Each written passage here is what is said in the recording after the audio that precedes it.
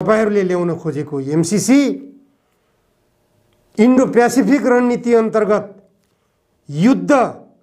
युद्धको मानसिकताबाट नेपालमा आउन खोजिरहेको स्पष्ट भइरहेको छ। तपाईहरुको जिम्मेवार पदाधिकारीबाट यो कुरो आइरहेको छ र नेपालका सबै जल सम्पदाबाट उत्पादित बिजुली भारतको गोरखपुरमा लगेर भण्डारण गर्ने योजना जो एमसीसी ले बोकेको छ, नेपालका योजनाहरू कार्यान्वयन गर्नको निम्ति, नेपालका योजनाहरू बनाउनको निम्ति भारतको सहमति चाहिने भन्ने तपाईहरुको एमसीसी को जुन प्रावधान रहेको छ, त्यसले गर्दा नेपालको सार्वभौम सत्तामा दखल गर्छ, हस्तक्षेप गर्छ। त्यसकारण यो अवधारणाबाट अमेरिका जस्तो मित्र राष्ट्र बाहिरिनु ठिक छ। नेपालको हितमा सोचिदिनुस्, अमेरिकी मित्रहरूले नेपालको हितमा सोचिदिनुस्, भारतीय मित्रहरूले नेपालको हितमा सोचिदिनुस्, चिनिया मित्रहरूले नेपालको हितमा सोचिदिनुस्। तपाईहरु आपसमा लड्नको निम्ति नेपाल जस्तो शान्तिप्रिय मुलुकलाई, बुद्ध जन्मेको देशलाई दुरुपयोग नगर्नुस्, यहाँ युद्धको आगो नबाल्नुस्।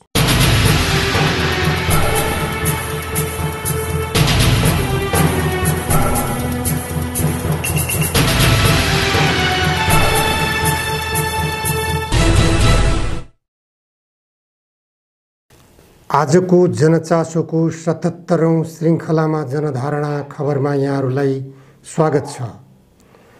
आज म शारीरिक अस्वस्थताका कारणले मास्क लगाएर मुख छोपेर प्रस्तुत भइरहेको छु। यसलाई अन्यथा नठानिदिनु हुन अनुरोध गर्दछु। काभ्रे जिल्लाको नमोबुद्ध नगरपालिकाले वृद्धहरूलाई घरमै पुगेर कोरोना विरुद्धको खोप दिने अभियान थालेको छ। यो समाचारले निसन्देह रूपमा पनि देशका सबै नगरपालिकाहरूलाई, देशका सबै अस्पतालहरूलाई, समग्रमा नेपाल सरकारका जिम्मेवार निकायका व्यक्तित्वहरूलाई मार्गनिर्देश हुनु पर्दछ जस्तो लाग्छ। घर घरमा पुगेर वृद्धहरूलाई मात्र होइन, सबै नागरिकहरूलाई घर घरमा कोरोना विरुद्धको खोप दिन सकिने हो भने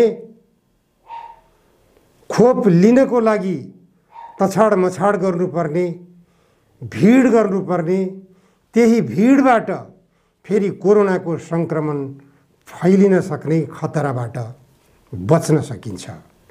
जनताका नाममा उर्दी गरिन्छ, मास्क लगाऊ, दूरी कायम गर, साबुन पानीले हात धो, तर खोप लगाउनको निम्ति लामबद्ध हो, असिन पसिन हो, तछाड मछाड गर, एकले अर्कालाई धक्कम धक्का गर। यो सबै गतिविधिले सरकार कोरोना विरुद्धको संक्रमणलाई रोक्न होइन, यसलाई विस्तार गर्न, यसलाई फैलाउन र जनतालाई थप संक्रमित गराउन उद्देश्य छ भन्ने कुरा यसले संकेत दिन्छ। नागरिकता वितरणको सन्दर्भमा गैर नेपालीहरूले नागरिकता प्राप्त नगरून् भनेर सचेत बन्ने क्रममा तत्कालीन उपप्रधानमन्त्री तथा गृहमन्त्री वामदेव गौतमको पालामा घर घरमा पुगेर नागरिकता वितरण गर्ने नीति लिएको थियो। त्यो नीतिले टोलीले पनि काम थालनी गरिसकेको थियो, तर विविध कारणले त्यो रोकियो। खास गरेर सर्वोच्च अदालतको आदेशबाट रोकिएको हो। संविधान सभाको चुनावको घोषणा हुनुभन्दा पहिले विदेशी नागरिकहरूलाई नागरिकता दिनको निम्ति जुन प्रयास गरियो, छिमेकी देशहरूसँग त्यो सम्झौता गरेर आएका राजनीतिक दलका नेताहरूले विदेशी नागरिकहरूलाई आप्रवासीका नाममा नागरिकता दिने जुन प्रतिबद्धता जनाएर आए, त्यस कारणले गर्दा 40 लाखभन्दा बढी विदेशी नागरिकहरूले त्यही प्रक्रिया अन्तर्गत नागरिकता प्राप्त गरेको खुलासा भइसकेको छ। 4 जना विभिन्न दलका व्यक्तिहरूको सिफारिसका आधारमा नागरिकता वितरण गरियो। सीमापारी भारतको गोरखपुरका बजारका पसलहरूमा यहाँ नेपाली नागरिकता मिल्ता है भन्ने खालका बोर्डहरू पनि राखिए। त्यस्ता समाचार त्यो बेला म स्वयंले सम्पादन गर्ने जनधारणा साप्ताहिकमा पनि प्रकाशित गरेको थिएँ।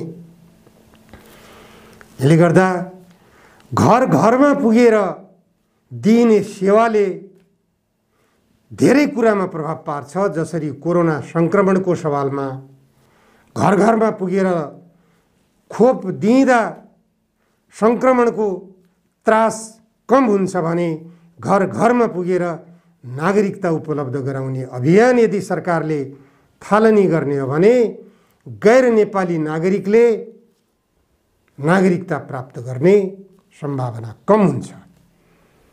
यो घर घरमा जनतालाई सेवा पुर्याउने भावनाका साथ सरकार अगाडि बढ्नुपर्छ। अहिले बीपी कोइरालाको राजनीतिक अनुयायीका रूपमा आफ्नो राजनीतिक व्यक्तित्व निर्माण गर्नुभएका शेरबहादुर देउवा यो देशको सरकार प्रमुख हुनुहुन्छ, प्रधानमन्त्रीमा रहनुभएको छ भने यसको साथमा कम्युनिस्ट घटकहरू जसले विभिन्न खालका सशस्त्र सङ्घर्षका श्रृङ्खलाहरू पार गर्दै राजनीतिमा एउटा व्यक्तित्व विकास गर्नुभएको छ। उहाँहरू सबैले बीपी कोइरालाको मार्गदर्शनलाई मात्र अवलम्बन गर्ने हो भने सबै नेपाली जनताका एउटा बस्ने घर, सबै नेपाली जनताका घरमा एउटा दुहुनो गाई, यो कन्सेप्टबाट यदि अगाडि बढ्ने हो भने गाउँ गाउँमा सरकारको पहुँच आवश्यक हुन्छ। बीपी कोइरालाले भन्नुभएको थियो जबसम्म गाउँ केन्द्रित भएर सरकारले काम गर्न सक्दैन, जबसम्म गाउँका जनतालाई सरकारले सुविधा प्रदान गर्न सक्दैन, गाउँका जनताका आवश्यकता के छन् भन्ने कुरा जबसम्म सरकारले बुझ्न सक्दैन तबसम्म गाउँको विकास हुन सक्दैन। गाउँको विकास हुन सकेन भने देशको विकासको परिकल्पना नगरे पनि हुन्छ। गाउँको विकास नगरेर देशको विकास हुनै सक्दैन भन्ने नेपालका राजनीतिक दूरद्रष्टा विश्वेश्वर प्रसाद कोइरालाको मार्गदर्शन अनुसार यदि नेपाली काङ्ग्रेसको नेतृत्व चल्न खोज्ने हो भने उसले अहिले सहयात्रीको रूपमा पाएका कम्युनिस्ट घटकहरूबाट अवश्य पनि अवरोध हुने कुनै पनि सम्भावना रहँदैन।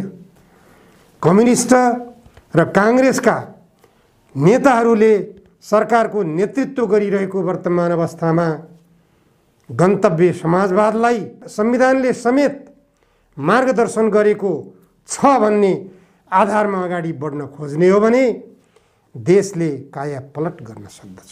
तर राजनीतिक दलका नेताहरूमा देशको विकास र जनताको जीवनस्तर माथि उठाउने सवालमा पटक्कै पनि ध्यान केन्द्रित भएको देखिँदैन। गत सोमबार मात्र अमेरिकी राजदूत र्यान्डी बेरीले ऊर्जा तथा जलस्रोत मन्त्री पम्फा भुषाललाई भेटेर एमसीसी अविलम्ब पास गर्ने, यसलाई कार्यान्वयनमा लैजाने काममा तपाईको सहयोग आवश्यक रह्यो, तपाईको भूमिका आवश्यक रह्यो भनेर दबाब दिनुभएको प्रष्ट रूपमा बुझ्न सकिन्छ। अमेरिका भनेको विश्वको शक्तिशाली मुलुकको रूपमा सबैले, सबै संसारका सबै देशहरूले पत्याएको र विश्वास गरेको देश हो।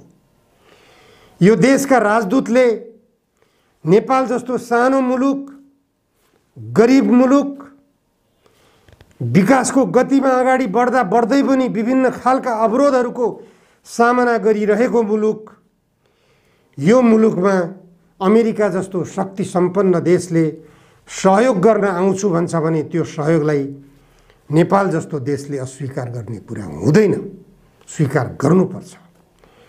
तर एमसीसीका नाममा जुन सैन्य रणनीति नेपालले स्वीकार गर्नुपर्ने बाध्यता अमेरिकाले सृजना गरिरहेको छ, यसको प्रतिवाद नेपालका राजनीतिक दलका नेताहरूले गर्न नसक्नु ज्यादै दुःखद पक्ष हो। ऊर्जा तथा जलस्रोत मन्त्री पम्फा भुषाल 10 वर्षसम्म सशस्त्र युद्धको नेत्रीको रूपमा स्थापित हुनुभएकी व्यक्तित्व हुनुहुन्छ।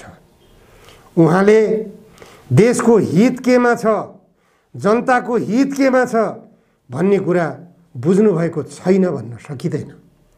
अमेरिकी राजदूतले त्यसरी प्रस्ताव गर्न आउने बेलामा प्रष्ट शब्दमा अमेरिकी राजदूतलाई भन्न सक्नु पर्दथ्यो, नेपाल पञ्चशीलको सिद्धान्तमा अडिग छ, पञ्चशीलको सिद्धान्तमा टेकेर नेपालले अगाडि बढ्न चाहन्छ, नेपाल असंलग्न राष्ट्रहरूको सदस्य हो, असंलग्नताको सिद्धान्तलाई यसले अपनाउन चाहन्छ। अमेरिका र चीनको विकास, उनीहरूको सम्बन्ध विकास, उनीहरूको मित्रता विकासको निम्ति नेपालको भूमिका के हुन सक्छ त्यसको निम्ति म पहल गर्न तयार छु। तर तपाईहरूले ल्याउन खोजेको एमसीसी इन्डो पेसिफिक रणनीति अन्तर्गत युद्धको मानसिकताबाट नेपालमा आउन खोजिरहेको स्पष्ट भइरहेको छ। तपाईहरूको जिम्मेवार पदाधिकारीबाट यो कुरो आइरहेको छ र नेपालका सबै जल सम्पदाबाट उत्पादित बिजुली भारतको गोरखपुरमा लगेर भण्डारण गर्ने योजना जो एमसीसीले बोकेको छ, नेपालका योजनाहरू कार्यान्वयन गर्नको निम्ति, नेपालका योजनाहरू बनाउनको निम्ति भारतको सहमति चाहिने भन्ने तपाईहरूको एमसीसीको जुन प्रावधान रहेको छ, त्यसले गर्दा नेपालको सार्वभौम सत्तामा दखल गर्छ, हस्तक्षेप गर्छ। त्यसकारण यो अवधारणाबाट अमेरिका जस्तो मित्र राष्ट्र बाहिरिनु ठिक छ। नेपालको हितमा सोचिदिनुस्, अमेरिकी मित्रहरूले नेपालको हितमा सोचिदिनुस्, भारतीय मित्रहरूले नेपालको हितमा सोचिदिनुस्, चिनिया मित्रहरूले नेपालको हितमा सोचिदिनुस्। तपाईहरू आपसमा लड्नको निम्ति नेपाल जस्तो शान्तिप्रिय मुलुकलाई, बुद्ध जन्मेको देशलाई दुरुपयोग नगर्नुस्, यहाँ युद्धको आगो नबाल्नुस्। यति मात्र भन्न सक्ने हो भने अमेरिकी राजदूतले यो कुरालाई स्वीकार नगर्ने कुरा हुँदैन, यो कुरा नबुझ्ने कुरा हुँदैन। यदि यति भन्दा भन्दै पनि जबरजस्तीपूर्वक अमेरिका नेपालमा प्रवेश गर्छ र नेपालमाथि हस्तक्षेप गर्छ भने त्यो संसारव्यापी रूपमा नाङ्गो हुन्छ। उसको साम्राज्यवादी हस्तक्षेपका विरुद्ध विश्वका उत्पीडित राष्ट्रहरू जागेर नेपालको पक्षमा प्रस्तुत हुनेछन्। त्यो बेलाको माहौल नै अर्को हुनेछ। नेपाल विश्वमा एउटा चर्चित देशको रूपमा हुनेछ। अमेरिकाको व्यापक चाहना हुँदाहुँदै पनि अमेरिकाको युद्ध रणनीतिलाई फेल गराउन र अमेरिका र चीनको मित्रवत व्यवहार बनाउन, मित्रतापूर्ण गतिविधि विकसित गराउन नेपालले महत्त्वपूर्ण भूमिका खेल्यो भन्ने पनि हुन सक्दछ। त्यसकारण कुनै एउटा नेताले, कुनै एउटा नेत्रीले अमेरिकी सैन्य योजनाको एमसीसी अस्वीकार गरेको आरोप नलागोस् भन्नको निम्ति ऊर्जा तथा जलस्रोत मन्त्री पम्फा भुषालले संसदबाट यसको छिनोफानो हुने कुरा अमेरिकी राजदूत समक्ष राख्नु भएको कुरो पनि समाचारमा आएको छ।